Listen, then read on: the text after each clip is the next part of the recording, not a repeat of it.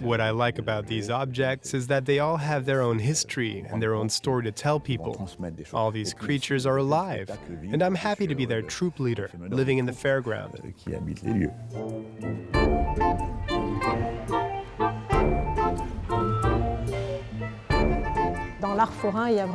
In fairground art, there's a bit of everything.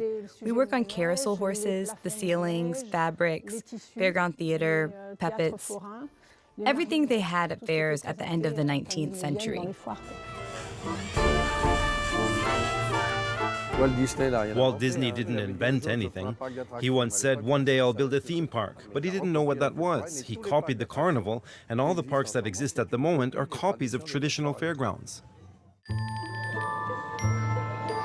The Bercy wine cellars in Paris have been home to the Museum of Fairground Arts since 1996. They house the largest collection of fairground objects, arts and entertainment in Europe. I began collecting these pieces, which tell their own story, around 40 years ago.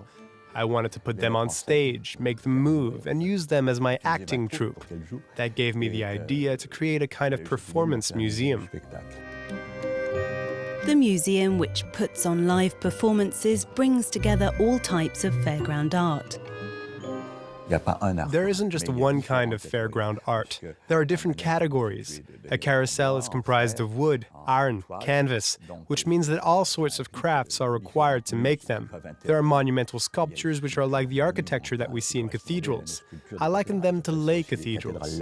Fairs began at the big markets, and by the 18th century they included music halls, sports events and carnival rides. The carnival was born during the Industrial Revolution. There was mechanical power, steam, and traction engines which made the rides move. And look, here I'm pleased to show you an extraordinary piece from a mechanical theater. When I speak of my objects as actors, they really were actors. They were traveling by rail, and you could see the movement with the wheels turning. But not all of them arrive here in a good way. Some have had to undergo lengthy restoration projects like this piece, which dates back to 1897. The bike carousel required 20,000 hours of restoration and 18 different trades, from the saddler to the painter to the bronze sculptor, to use all the elements and restore the carousel to its original condition.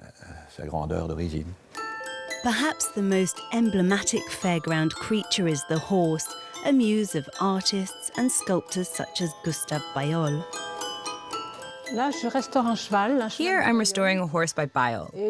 I'm just finishing up. We used a scalpel to give it a deep clean, and we found the original layers of paint.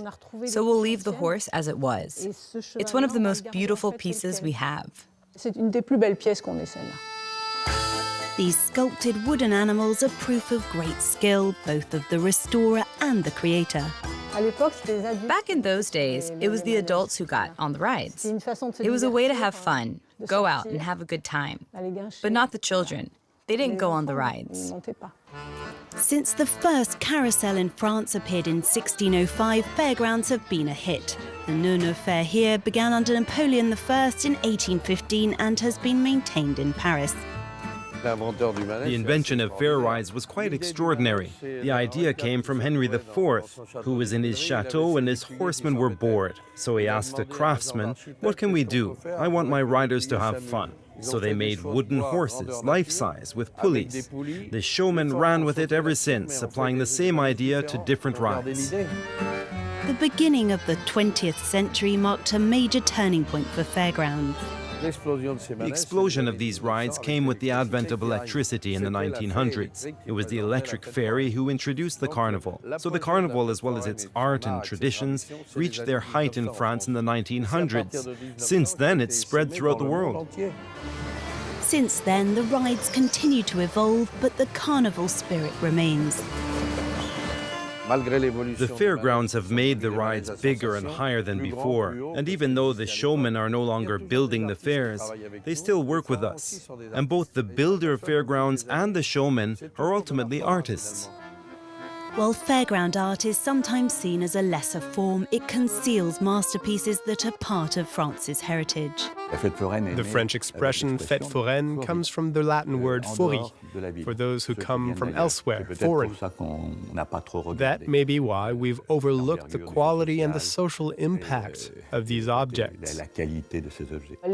People are starting to rediscover this art now. For me, it's really part of French and European culture. I get great satisfaction every time the children light up when they see the carnival arrive. For them, it's a whole universe of dreams unfolding. We have to keep it going.